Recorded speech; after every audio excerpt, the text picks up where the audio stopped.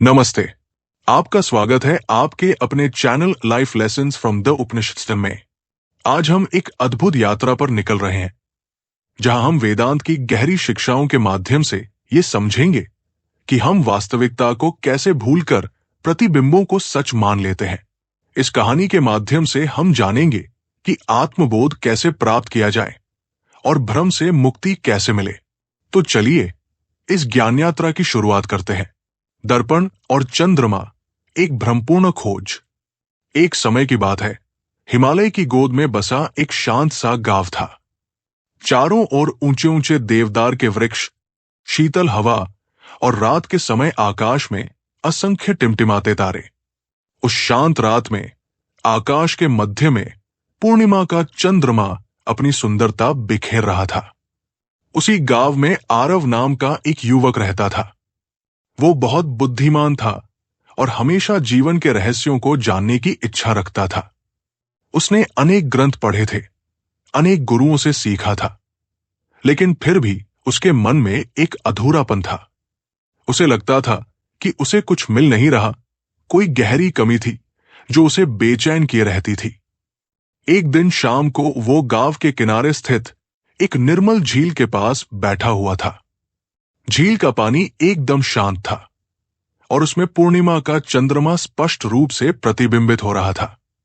आरव उस झील में चंद्रमा की सुंदर छवि को निहार रहा था, लेकिन अचानक एक हल्की सी हवा चली और झील में लहरें बनने लगी। उन लहरों ने चंद्रमा के प्रतिबिंब को तोड़ दिया। वो चकनाचूर सा लगने लगा, टुकड़ों में बंट गया। आरव घबरा गया। अरे, चंद्रमा टूट गया! वो चिल्लाया। वो तुरंत पानी में हाथ डालकर प्रतिबिंब को सुधारने की कोशिश करने लगा, लेकिन जैसे ही उसने पानी को छुआ, प्रतिबिंब और भी अधिक बिखर गया। जितना वो प्रयास करता, उतना ही चंद्रमा का प्रतिबिंब बिगड़ता जाता। ये क्या हो गया? मैं इसे ठीक क्यों नहीं कर पा रहा? उसकी आवाज में घबराहट थी। तभी उसके पीछे से किसी के हल्के से हंसने की आवाज आई। आरव ने पीछे मुड़कर देखा। एक वृद्ध संत खड़े थे। वे बहुत ही शांत और सौम्य दिख रहे थे, मानो वर्षों की साधना का तेज उनके चेहरे पर झलक रहा हो।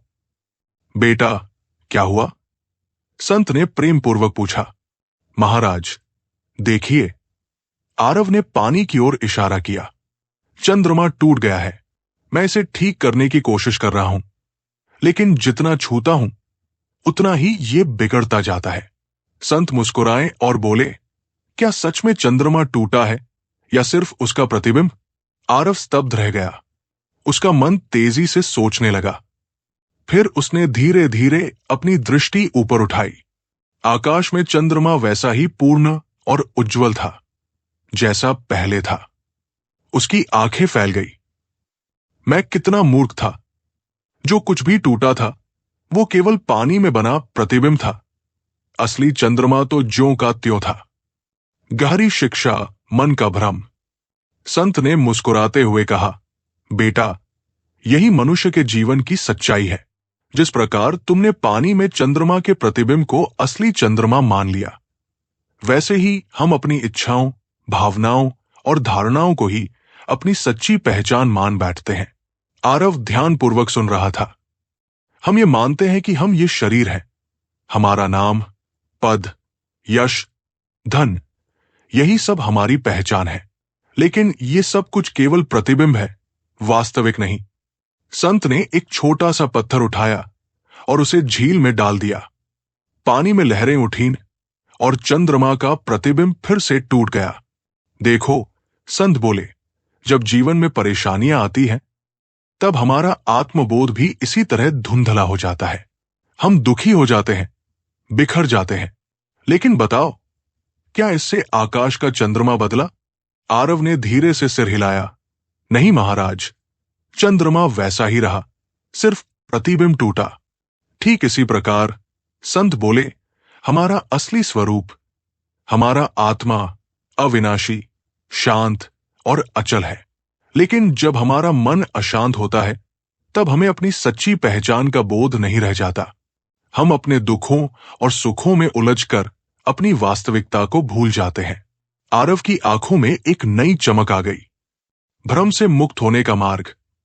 महाराज, आरव ने धीरे से पूछा, तो फिर हम इस भ्रम से कैसे मुक्त हों? संत ने गहरी दृष्टि से उसे देखा और बोले, ज्ञान और ध्यान से। जब पानी अशांत होता है तो उसमें प्रतिबिंब स्पष्ट नहीं दिखता, लेकिन जब पानी स्थिर होता है तब हम उसमें सब कुछ स्पष्ट देख सकते हैं। ठीक वैसे ही जब मन इच्छाओं, डर और मोह से अशांत होता है तो सत्य दिखाई नहीं देता, लेकिन जब मन शांत होता है, स्वाध्याय, ध्यान और आत्मचिंतन से, तब आत्मबोध जागृत होता है। आरव गहरी सोच में डूब गया तो वो धीरे से बोला, मैं अपने विचारों, इच्छाओं और भावनाओं से परे हूं। मैं केवल इनका साक्षी हूं। मैं शाश्वत हूं। संत मुस्कुराए, हां बेटा, तुम चंद्रमा हो, उसका अस्थिर प्रतिबिंब नहीं। आरव ने अपनी आंखें बंद कर ली। पहली बार उसने एक गहरी शांति को महसूस किया। उसे अब अपना उत्तर मिल गया था। अंतिम विचार, हम कितनी बार अपने दुख, भावनाओं और अस्थायी परिस्थितियों को ही अपनी पहचान मान बैठते हैं। जिस तरह आरव ने चंद्रमा के टूटे हुए प्रतिबिंब को असली चंद्रमा समझ लिया था, वैसे ही हम अपनी नश्वर उपलब्धियों, असफलताओं और बाहरी दुनिया की चीजों को ही अपना सत्य मान लेते हैं। लेकिन सच्चाई यह है कि हमारी असली पहचान इन सब से परे है। आत्मबोध तब जागृत होता है जब हम बाहरी प्रतिबिंबों से ध्यान हटाकर अपने भीतर झांकते हैं। आपके लिए एक प्रश्न, क्या आपने कभी अपने विचारों और भावनाओं के जाल में फंसकर अपनी सच्ची पहचान को भूल जाने का अनुभव किया है? अपने विचार कमेंट में साझा करें। अगर आपको ये कथा पसंद आई हो तो वीडियो को लाइक करें, चैनल को सब्सक्राइब करें और इस ज्ञान को दूसरों तक पहुंचाएं। अगली बार फिर मिलेंगे, तब तक याद रखें, चंद्रमा कभी नहीं टूटता, सिर्फ प्रतिबिंब बदलता है।